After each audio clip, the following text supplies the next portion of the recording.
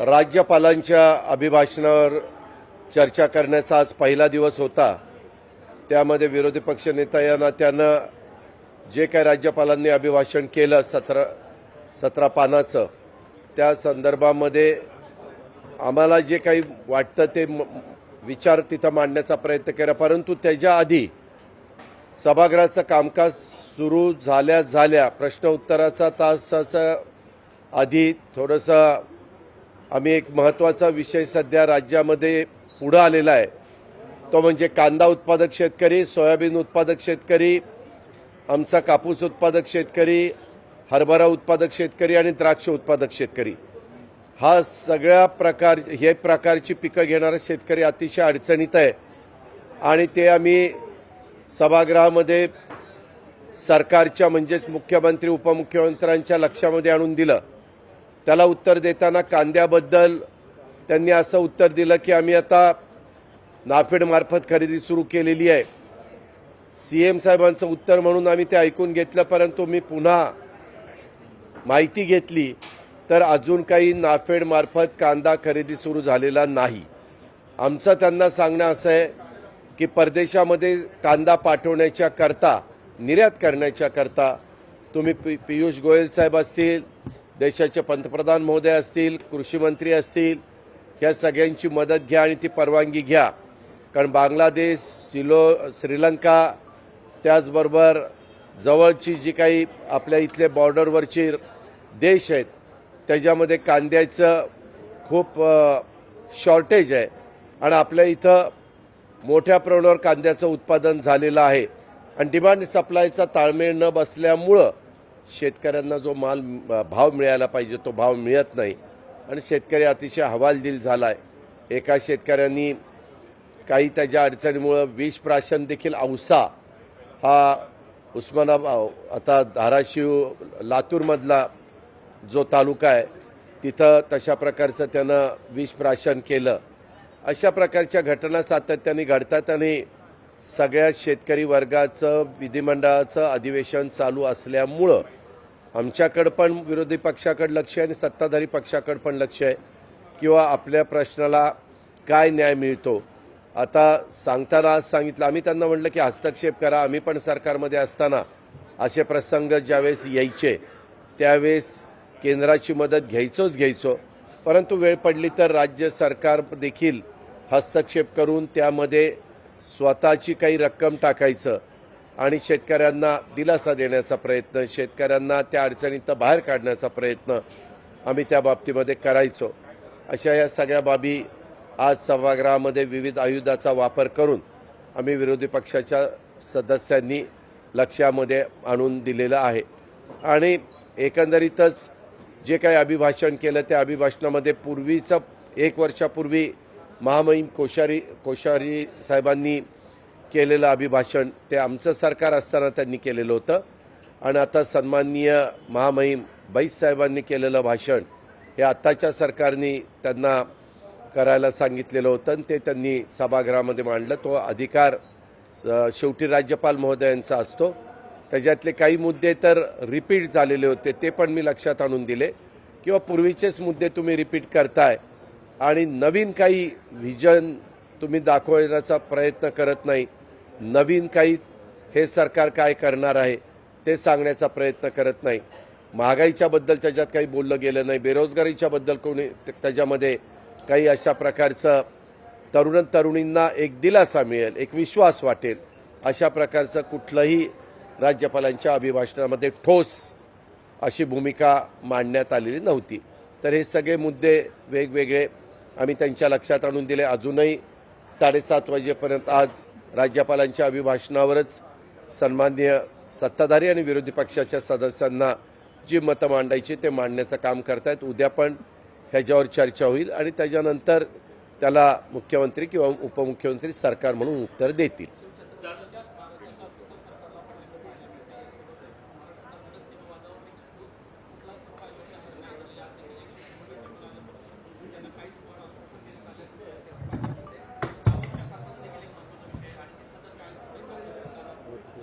आम्ही हे सगळे मुद्दे आज मी सभागृहामध्ये राज्यपालांच्या अभिभाषणाच्यावर माझं मत व्यक्त करत असताना सांगितलंय. कारण डावोसमध्ये ज्या प्रकारे मुख्यमंत्री गेले, अनेक मुख्यमंत्री जातात, जायला काहीच अडचण नाही, तो त्यांचा अधिकार आहे. परंतु गेल्यानंतर 1,37,000 कोटीची काहीतरी गुंतवणूक झाली असं ते म्हणतायत. परंतु पत्रकार मित्रांनो, त्यातली बहुतेक गुंतवणूक आपल्याच देशातल्या, आपल्याच महाराष्ट्रातल्या कंपन्या, त्यांची नावं सांगितलेली आहेत. माझं म्हणणं, मग तिथं डावोसला जायचं काय कारण होतं? त्यांना इथंच बोलवायचं आणि इथंच चर्चा करायची आणि MOU करायचे होते किंवा काय ॲग्रीमेंट करायचे होते ते करायला पाहिजे होते. त्याच्यात नवीन आम्हाला ज्यावेळेस वेगवेगळे महत्त्वाचे प्रकल्प गेले, ते गेल्यानंतर असं सांगण्यात आलं की आम्ही तेवढ्याच ताकदीचे प्रकल्प आपल्या महाराष्ट्रामध्ये आणू. प्रकल्प गेल्याची यादी आम्ही वाचून दाखवली, परंतु नवीन प्रकल्प तेवढ्या ताकदीचे आलेले उत्तर हे सभागृहामध्ये अजूनपर्यंत मिळालं नाही. कदाचित रिप्लायच्या वेळेस मिळेल अशी आमची अपेक्षा आहे. त्याचबरोबर त्यांनी मला मी माहितीच्या अधिकारातनं माहिती काढण्याचा प्रयत्न केला, परंतु आम्हाला ती माहिती मिळाली नाही. परंतु स्पेशल फ्लाईटनी ते गेलेले होते, वेगवेगळ्या प्रकारचा तिथं खर्च झाला. खर्च किती व्हावा त्याला पण काही मर्यादा असते. जर शिष्टमंडळाच्या करता 2-2.5 दिवसाला 40-40 कोटी रुपये खर्च होणार असतील तर हा सर ते जनतेचा पैसा आहे, टॅक्सचा पैसा आहे, असा कसाही खर्च करून नाही चालणार. जो गरजेपुरता खर्च करा त्याबद्दल आमचं काहीच म्हणणं नाही. पण राज्याला कळलं पाहिजे, जनतेला कळलं पाहिजे, सभागृहाला कळलं पाहिजे की किती खर्च झालाय, त्याची पण माहिती आम्ही मागितलेली. आता बघू उत्तरामध्ये त्या बाबतीमध्ये येते का नाही. त्यामुळे डावोसच्या संदर्भातली चर्चा, ही झालेल्या खर्चाच्या बद्दलची चर्चा, त्याचबरोबर जी काही गुंतवणूक होती त्याबद्दलची चर्चा, ह्या वेगवेगळ्या चर्चा आम्ही त्यांच्या लक्षामध्ये आणून दिलेल्या आहेत. आता आम्ही उत्तराची त्यांच्याकडनं अपेक्षा करतो.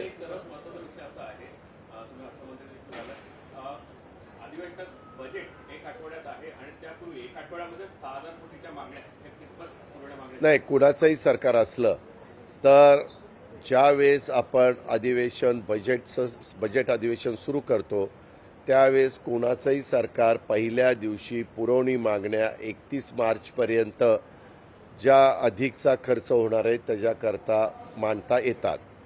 यांनी अर्थसंकल्प मी मांडल्यानंतर यांचं सरकार आलं, त्यांनी पावसाळी अधिवेशन, हिवाळी अधिवेशन आणि आत्ता पुरवणी मागण्या हा सगळा आकडा बघितला तर पहिला 75,000 कोटी आणि आता 5,900 का 6,000 कोटी अंदाजे धरा, तर एवढा 81,000 कोटी रुपये खर्च केले.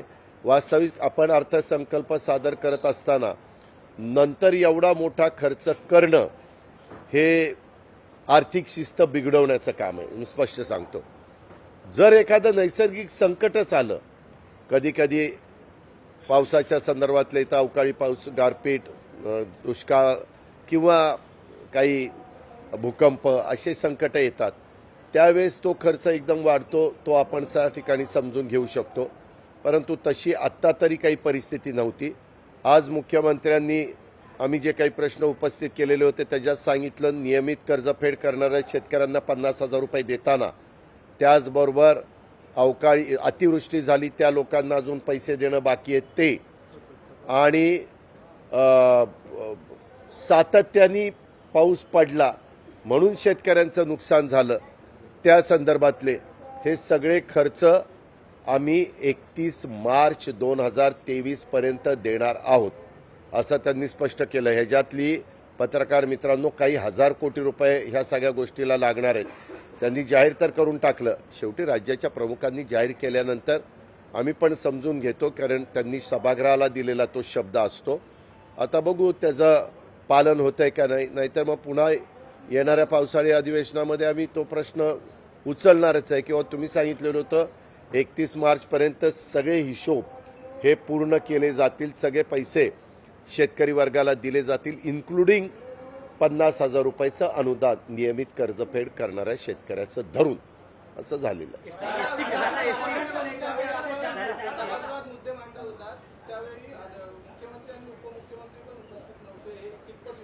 नाही, तो त्यांचा अधिकार आहे. खरं तर राज्यपालांच्या अभिभाषणाच्या वेळेस ज्यावेळेस विरोधी पक्ष नेते भाषणाला उठतात त्यावेळेस मुख्यमंत्री किंवा उपमुख्यमंत्री हजर राहतात.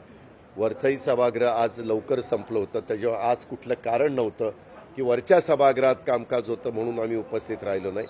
परंतु तुम्ही बघा, मी कालच या संदर्भामध्ये एकंदरीत विधिमंडळाचं जे कामकाज चालतं त्या कामकाजाला कशा पद्धतीनं प्रतिसाद मिळत नाही किंवा जेवढा गांभीर्याने त्या गोष्टी घ्यायला पाहिजेत, दुर्दैवाने हे सरकार त्या गांभीर्याने घेत नाही. आज म्हणजे काल ते सगळं सांगितल्यानंतर लगेचच विधानसभेचे अध्यक्ष राहुल नार्वेकर साहेबांनी बैठक बोलवली. मला संसदीय कामकाज मंत्री चंद्रकांत पाटलांना 2:30 वाजता बोलवलं. त्यांच्या विधिमंडळाच्या अधिकाऱ्यांना, सचिव भागवत आणि बाकीच्या मान्यवरांना बोलवलं आणि त्यांनी सांगितले की हे सगळे मुद्दे अतिशय योग्य आहेत. मागं 2 वर्षाच्या काळामध्ये कोरोना होता आणि त्यावेळेस कोरोनाच्या काळामध्ये आपल्याला अधिवेशन जास्त काळ घ्यावं लागत नव्हतं म्हणून काही गोष्टीला फाटा देण्याचं काम झालं. आता काही कोरोना राहिला नाही. आता मात्र जो विधान परिषदेचा सभेचा अधिकार आहे, आमदारांचा अधिकार आहे, त्या सभागृहाचा अधिकार आहे, त्या अधिकाराचं पालन आपल्या सगळ्यांच्याकडनं झालंच पाहिजे अशा प्रकारच्या स्पष्ट सूचना दिल्या. त्या सूचना देऊन देखील आज मात्र सभागृहामध्ये ते चित्र आपल्याला पाहायला मिळालं. शेवटी आम्हाला आमचे मुद्दे मांडायचे असतात, आम्हाला आमचे प्रश्न मांडायचे असतात आणि त्याच्यातून सरकारकडनं त्याची उत्तरं मिळवायची असतात. त्याच्यात आम्हाला ते येईपर्यंत सभागृह बंद ठेवता आलं असतं, परंतु हे सभागृह बंद पाडतात. आमचा कोणतरी प्रतिनिधी होता, पत्रकार मित्रांनो तुम्ही आठवा, आम्ही 99 पासून अनेक वर्ष सरकारमध्ये काम करतोय. त्यावेळेस आम्ही मुख्यमंत्री किंवा उपमुख्यमंत्री विरोधी पक्ष नेत्याच्या भाषणाच्या वेळेस किंवा गटनेत्यांच्या पण इव्हन महत्त्वाच्या नेत्यांच्या भाषणाच्या वेळेस उपस्थित राहतात, परंतु त्यांना त्याचं गांभीर्य नाही असं दुर्दैवाने म्हणावं लागेल.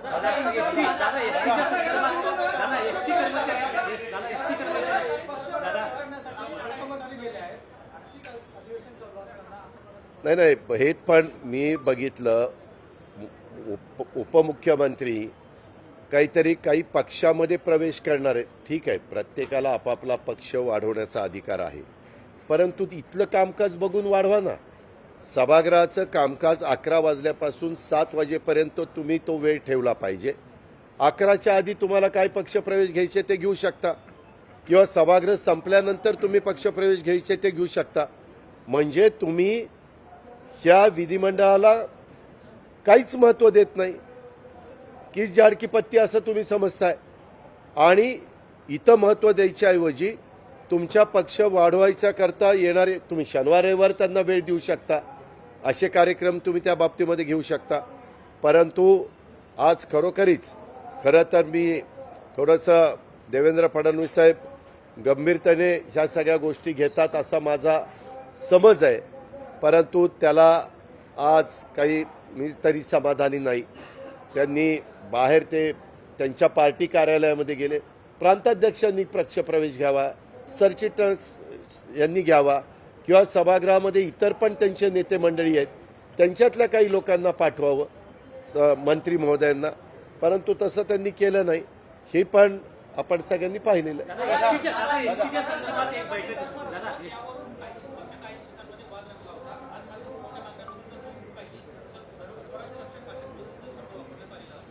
मी फक्त त्यांच्या लक्षात आणून दिलं की मागच्या काळामध्ये नागपूरला मी माझ्या भाषणामध्ये स्वराज्य रक्षक छत्रपती संभाजी महाराज असा उल्लेख केला होता.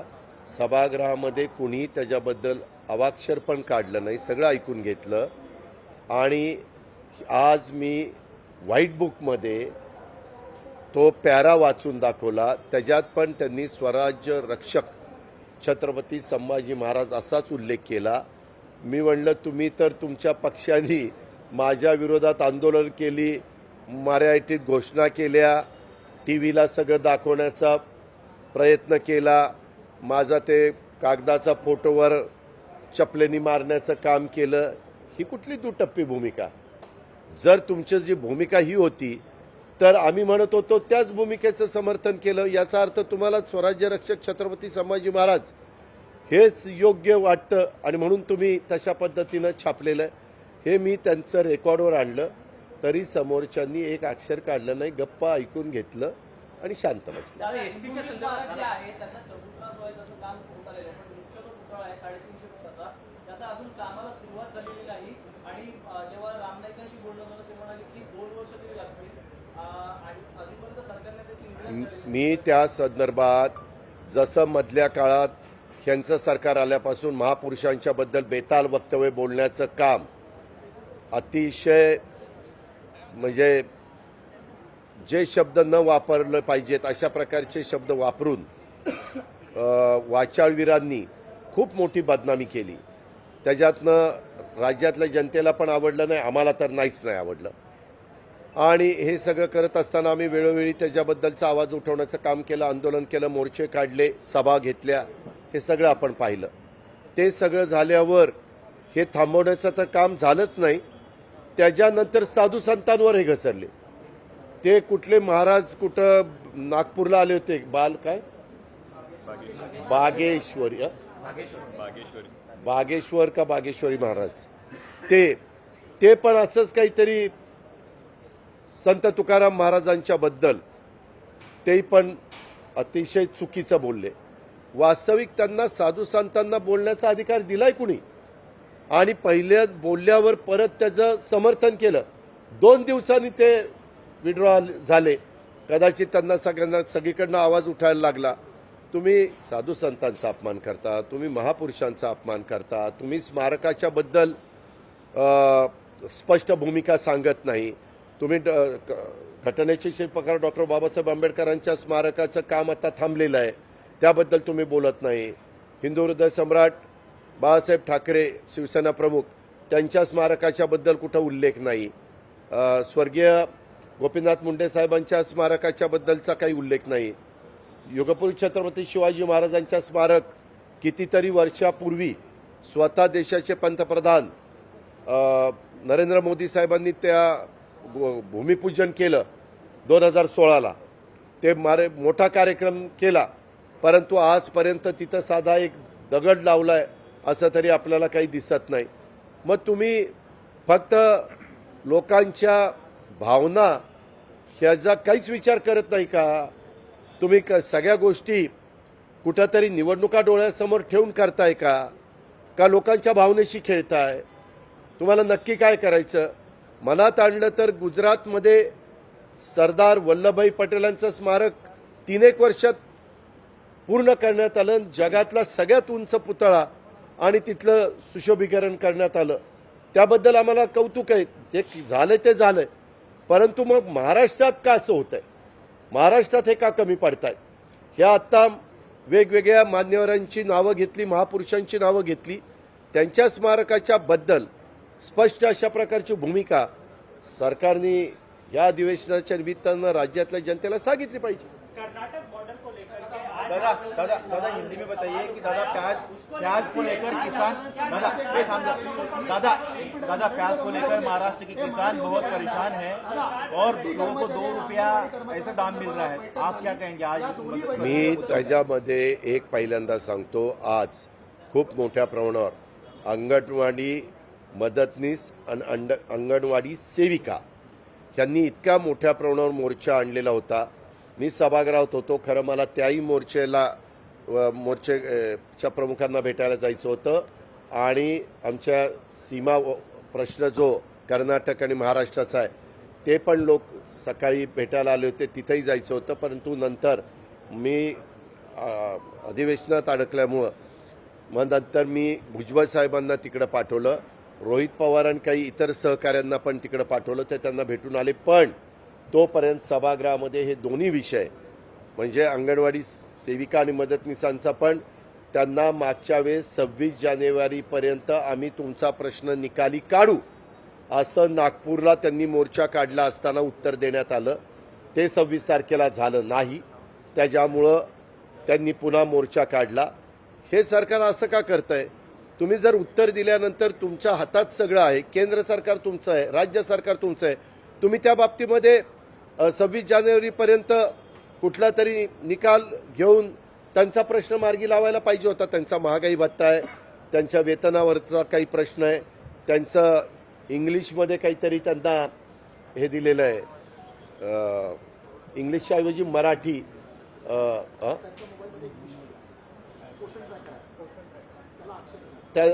इंग्लिशच्या ऐवजी मराठी पाहिजे, आणि शिवाय मोबाईलचा पण त्यांचा एक प्रश्न आहे.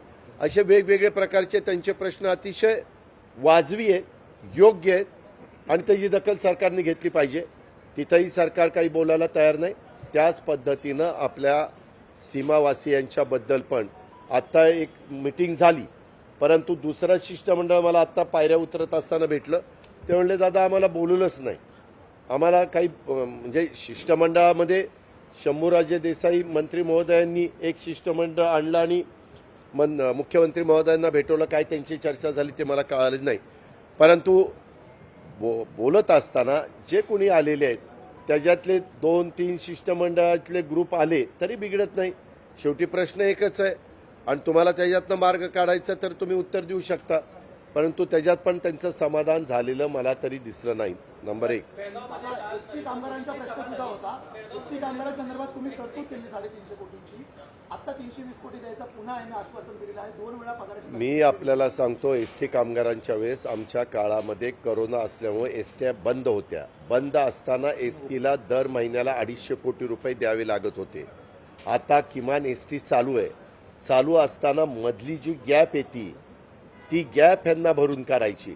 म्हणजे एसटीचा पगार थोडा वेळ धरा 300 कोटी रुपये होत असेल, आणि यंदा एसटी महामंडळाकडून महिन्याला 250 कोटी मिळत असतील, तर 50 कोटीचा शॉर्टफॉल जो आहे तो त्यांना भरून काढायचा आहे. तो पण त्यांना काढता येणार. एसटीवाल्यांचे पगार पण व्यवस्थित होत नाहीये. त्या संदर्भामध्ये सरकारने ठोस भूमिका घेतली पाहिजे. बरं, एसटी परिवहनच्या अंडर येते, ते कुणाकडे खातं आहे तर मुख्यमंत्र्यांकडे खातं आहे. साहजिकच मुख्यमंत्र्यांच्याकडे खातं असल्यानंतर मुख्यमंत्र्यांनी आदेश दिले पाहिजेत अर्थ विभागाला की त्या महिन्यामध्ये लागणारी रक्कम आधीच उपलब्ध करून त्यांच्याकडे पाठवली पाहिजे. त्यांचा पगार थांबला गेलेला आहे आणि त्याच्यामुळे त्यांचं कुटुंब अडचणीत आलेलं आहे.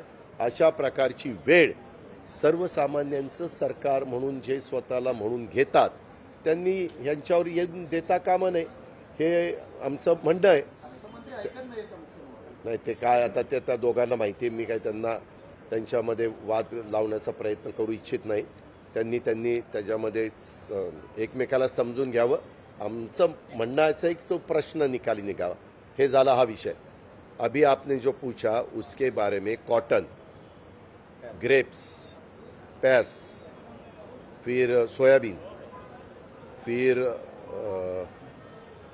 हरभरा, ये सब जो क्रॉप है हमारे फार्मर्स के, उसके बारे में हमें बिल्कुल फार्मर्स को मदद नहीं हो रही है. बहुत दाम घटे हैं. प्याज के बारे में तो कल मैंने उनको एक बिल दिखाया, खाली 2 रुपए का बिल. कुछ क्विंटल उन्होंने प्याज लाया था मार्केट में बेचने के लिए, तो भी उसको 2 रुपया मिला. वो फार्मर ने मुझे फ़ोन किया और मुझे पूछा उन्होंने, अजित पवार ये ठीक है क्या, आप भी फार्मर हैं, मैं भी फार्मर हूँ, हम कैसा जिंदा रह सकते हैं, हम हमारा खेती कैसी चला सकते हैं, ऐसा वो किसान ने मुझे पूछा. और उनका फैमिली का भी जो भी महीने के लिए पैसा लगता है वो हम कहाँ से लाएंगे.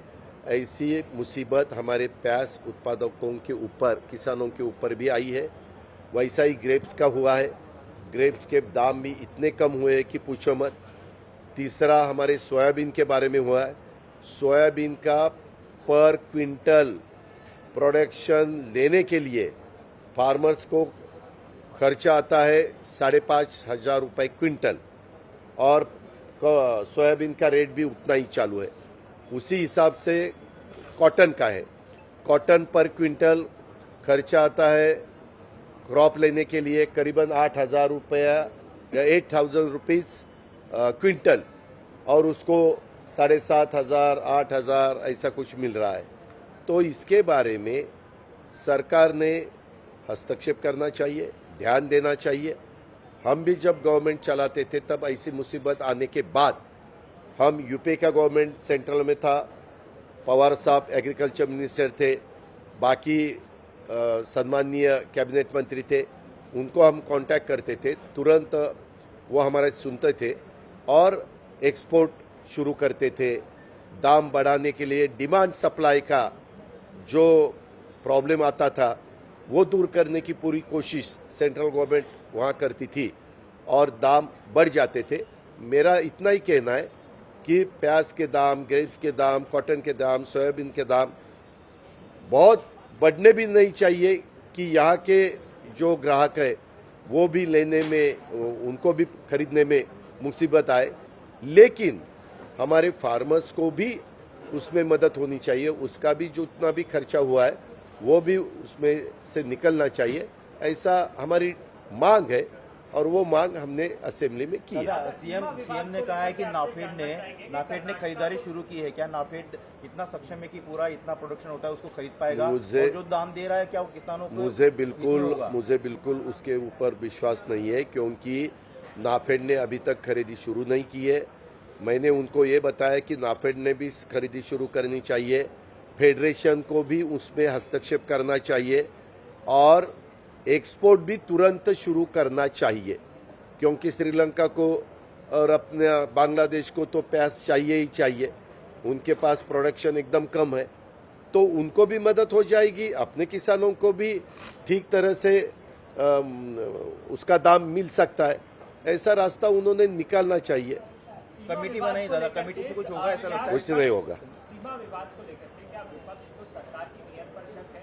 मैं ये तब पूछ रहा हूँ जब प्रधानमंत्री बेलगांव गए थे कल और उन्होंने कन्नड़ भाषा में जो है वो बयान दिया था, तो क्या बीजेपी प्रो कन्नड़ी हो गई? प्राइम मिनिस्टर ने देश में कहीं भी स्टेट में जाने के बाद कौन सी लैंग्वेज यूज करनी चाहिए वो उनका अधिकार है, क्योंकि वो देश के प्राइम मिनिस्टर हैं। उसके बारे में मैं टीका टिप्पणी नहीं करने वाला, नंबर 1। नंबर 2, बीच में यहाँ के चीफ मिनिस्टर, यहाँ के डिप्टी चीफ मिनिस्टर, कर्नाटक के चीफ मिनिस्टर और कर्नाटक के और एक कैबिनेट मिनिस्टर, इन सबको होम मिनिस्टर अमित शाह जी ने बुलाया था। उनकी एक मीटिंग हुई, क्योंकि अलग अलग स्टेटमेंट कर्नाटक के गवर्नमेंट की तरफ से आते थे, उनके मिनिस्टर की तरफ से आते थे और वहाँ का माहौल एकदम खराब हो रहा था। महाराष्ट्र के लोग भी जो है वो नाराज़ हो रहे थे और सीमा प्रश्न है उसके बारे में भी जिनका वहाँ के लोगों का जो कहना है वो भी नाराज़ होते थे कि कोई हमारे ऊपर ध्यान नहीं दे रहा है। इसीलिए वो मीटिंग हुई। तब अमित शाह जी ने बताया उन दोनों को कि ऐसा कोई भी सवाल मत उठाओ जिनके कारण वहाँ के कर्नाटक के लोगों को भी ठीक नहीं लगेगा और महाराष्ट्र के लोगों को भी अच्छा नहीं लगेगा। ये सुप्रीम कोर्ट में मैटर चालू है, आप जो भी लॉयर देना चाहिए वो दे दो। तब वो उन्होंने रोहतगी साहब को दिया है एज अ लॉयर। मैंने मांग की थी अपने महाराष्ट्र की तरफ से हरीश साळवी साहब, वो नंबर 1 के लॉयर है, पहले 5 में उनका नाम आता है, तो वो अपनी तरफ से देने चाहिए, क्योंकि अपने यहाँ गवर्नमेंट विलासराव देशमुख साहब का था। तब विलासराव देशमुख जी ने हरीश साळवी साहब के साथ बात करके उनको इस मैटर में जिम्मेवारी दी थी और उनको बताया था कि आप महाराष्ट्र की बाजू जो सुप्रीम कोर्ट के सामने रखनी है वो आप रखने का काम कर दो, ऐसा कहा था। तो वही लॉयर अगर दिया तो महाराष्ट्र का फायदा हो जाएगा। आता मराठीमध्ये जाणून घ्यायचं होतं मुख्यमंत्र्यांच्या भूमिकेवरती, जे गरज पडली सीमा भागाच्या प्रश्नावरती तर पंतप्रधानांना सापडेल असं त्यांनी मला हाऊसमध्ये सांगितलं। मात्र तेच पंतप्रधान काल मराठी भाषा दिली, कन्नड भाषेमध्ये सीमा भागामध्ये भाषण करताना पाहायला मिळाले। इकडे राज्यपालांचं भाषण हिंदीत झालं। अशा प्रकारे भाजपचे जे नेते आहेत ते जर मराठीला टुचत असतील तर तुम्हाला मी त्या संदर्भामध्ये आज सभागृहात राज्यपालांच्या अभिभाषणावर बोलत असताना सांगितलं की हे राज्यपाल रायपूरचेच आहे, तर रायपूर आपल्याच महाराष्ट्राला लागून असणारा भाग आहे। रायपूरमध्ये महाराष्ट्रीयन लोक पण बऱ्यापैकी राहतात, असं आम्ही महामहिम राज्यपाल महोदयांना भेटायला गेलो होतो, त्यावेळेस चर्चा झाली। त्याच्यामुळे त्यांना तर सुरुवातीचं काही वाक्य मराठी भाषा दिन असल्यामुळे त्याच्यामध्ये कुसुमाग्रजांचा जन्मदिवस होता त्याकरता त्यांना करता आलं असतं, पण त्याच्याकरता राज्याच्या प्रमुखांनी उपप्रमुखांनी पण त्यांना रिक्वेस्ट करायला पाहिजे होती, त्यांच्या लक्षात ही गोष्ट आणून द्यायला पाहिजे होती, कारण ते नवीनच आलेले आहेत. त्याच्यामुळे ह्या बाबतीमध्ये मी कुठं राज्यपाल महोदयांच्यावर टीका टिप्पणी करू इच्छित नाही, परंतु राज्याच्या प्रमुखांनी आणि उपप्रमुखांनी हे जर लक्षात आणून दिलं असतं तर निश्चितपणे त्यांनी केलं असतं असं माझं म्हणणं आहे. आणि दुसरं, आपण प्राईम मिनिस्टरच्या संदर्भामध्ये जे विचारलं, ते प्राईम मिनिस्टरांचा तो अधिकार आहे कुठल्या लँग्वेजमध्ये त्यांनी बोलावं. त्या संदर्भामध्ये मी काही टीका टिप्पणी, मी जास्त करून महाराष्ट्राच्या स्टेटच्या असणाऱ्या पॉलिटिक्सच्या बद्दल मी माझी मतं मांडत असतो, मी माझे विचार तुमच्या दावा आहे त्या भागावरती अशा वादग्रस्त ठिकाणी अशा प्रकारचं वक्तव्य टाळता आलं असतं. आता त्या संदर्भामध्ये माझ्या तोंडून कशाला वधून घेता? तुम्ही तुमच्या सद्विवेक बुद्धीला स्मरून विचार करा. सीबीआई की कार्रवाई जो है वो दिल्ली में देखने को मिल रही है. दिल्ली के उप मुख्यमंत्री मनीष सिसोदिया को जो है सीबीआई ने गिरफ्तार कर लिया. आप क्या कहेंगे? उसके बारे में मैं बात करने वाला नहीं हूं, क्योंकि वो स्टेट का बाहर का सवाल है, सब्जेक्ट है. मैंने आपको पहले ही दफ़ा बताया कि महाराष्ट्र के एरिया में जो हो रहा है, मैं अपोजिशन लीडर के नाते या राष्ट्रवादी कांग्रेस पार्टी का कार्यकर्ता के नाते उसके ऊपर मेरा जो भी कहना है वो मैं कह सकता हूँ. सर, इम्तियाज जलील यांनी पत्रकार परिषद घेतली आणि या पत्रकार परिषदेमध्ये मुंबईचं नाव छत्रपती शिवाजी महाराज करावं, पुण्याचं नाव फुले करावं आणि नागपूरचं नाव बाबासाहेब आंबेडकर नगरी करावं अशी मागणी केलेली आहे. आपण काही नामकरण करण्याचा संकल्प सोडलाय का? आता काय होतंय, ज्या त्या गोष्टी जे ते करतायत, ते एक मेंबर ऑफ पार्लमेंट आहेत, त्यांनी काय मागणी करावी हा त्यांचा अधिकार आहे. आम्हाला सगळ्या महापुरुषांच्या बद्दल, राष्ट्रपुरुषांच्या बद्दल अभिमान आहे, स्वाभिमान आहे, ते आमची दैवत आहेत.